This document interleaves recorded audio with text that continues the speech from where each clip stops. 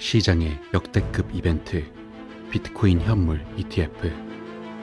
아크인베스트의 CEO 캐시 우드는 비트코인 현물 ETF가 승인될 수 있는 이유, 그리고 기존 금융시장과 투자자가 비트코인을 선택할 수밖에 없는 이유를 제시하고 있습니다.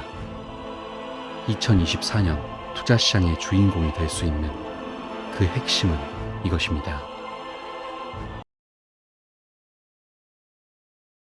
Bitcoin's higher today as we await the SEC's ruling on the first ever Bitcoin ETF. Let's get to Bob Pisani now with today's ETF Edge and special guest, Kathy Wood. Scotty, good to see you. You know, it's been 10 years in the waiting, 10 years. But crypto enthusiasts believe the SEC is finally on the verge of approving a spot Bitcoin ETF, perhaps as soon as this week. We'll see. There's 13 applicants for Bitcoin ETFs. First in line, Kathy Wood from ARK Invest. Kathy joins us now. Great to see you, Kathy.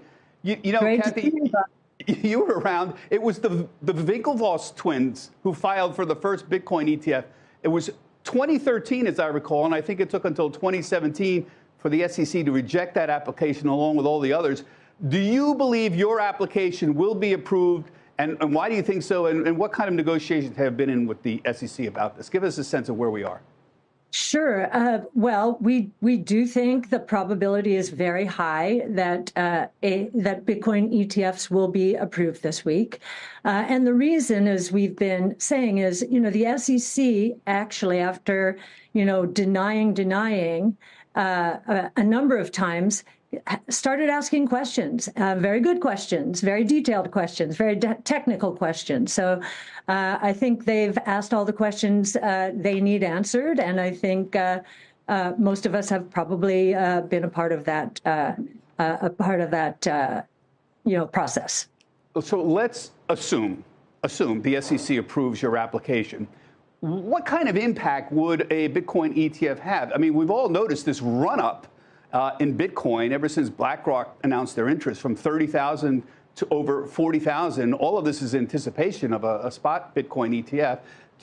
Could this be a sell on the news event? What happens from here? Let's assume this is approved.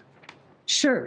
I think so many people are expecting now a sell on the news that we might not have a sell on the news because, you know, once you hear that enough, the positioning is already taking place. So who knows? It's a very short term. All we know is with our 5-year investment time horizon, we think the flows into this new asset class, especially institutional flows, but also retail flows. Retail has led the charge, of course, that they're going to be quite substantial. And it won't take much of an allocation by institutions into Bitcoin to drive what is becoming a scarce asset much higher. Now, you recently reportedly sold Coinbase stock. This is usually considered a proxy for Bitcoin.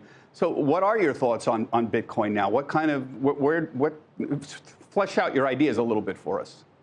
So on Coinbase, it was up 400% last year, and we as we do normally, and you've seen us trading around Tesla, now trading around Coinbase, a lot of good news. It became the largest stock in our flagship portfolio. In terms of Bitcoin, we think we've got 3 very big reasons for it to continue to move higher. One, it is digital gold, and gold is a $12 trillion asset. I think Bitcoin might be up to 800 billion right now. So we do think there is some substitution taking place. And the institutional flows, if the allocations were as little as 2.5% to 5%, which is where we think they will end up, you'll see 0.5 and then 1%, you'll see a legging in. That could be the biggest reason for a Bitcoin to go up because, you know, we're at 19.5 million Bitcoin outstanding already. 15 million roughly are in long-term hands. They haven't moved their Bitcoin in more than 155 days. Therefore, we know we're only going to 21 million units ever. So this indeed, from 19.5 to 21 million, is becoming a scarce asset. And so we were watching Bitcoin like a hawk, and there was the European sovereign debt crisis threatening to rear its ugly head again. And so we were watching what happened to the Bitcoin price as the markets elsewhere, whether they're the sovereign wealth bonds or the stock markets themselves, were imploding at times. And Bitcoin was inching up, and we thought, oh, that's so interesting. So most people, as they were being introduced to Bitcoin, were introduced to it as an inflation hedge, a hedge against inflation. We were looking at the sovereign debt crisis and saying, wow, it's behaving very interesting.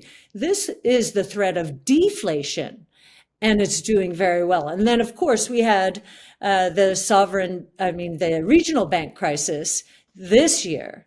And here, as the regional bank index in the United States was imploding, actually, Bitcoin went up 50%.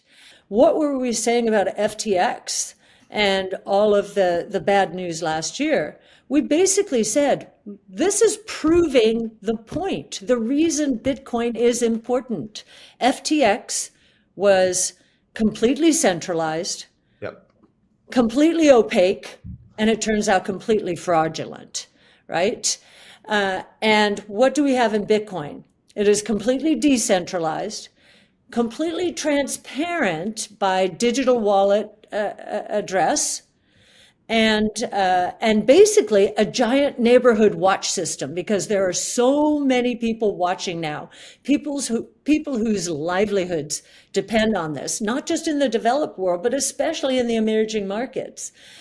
So it helped us prove the point. And then on deflation, what was that point? Well, there is no counterparty risk with this transparent decentralized ecosystem. Unlike our banking system circa 0809, counterparty risk was the reason the financial markets seized up and were paralyzed, and why the financial authorities and fiscal authorities had to come to the rescue. That will not happen with Bitcoin. And then the other thing that we believe will, with history as our guide, become obvious is that we've been in a rolling recession for roughly 2 years now. A number of housing measures are down 40%. New and existing home sales are as low today as they were at roughly the depths of the 0809 crisis. We've seen auto sales not get back to the normal 17.5, 18 million unit range. We're in that 15.5, 16. So that's recession-like.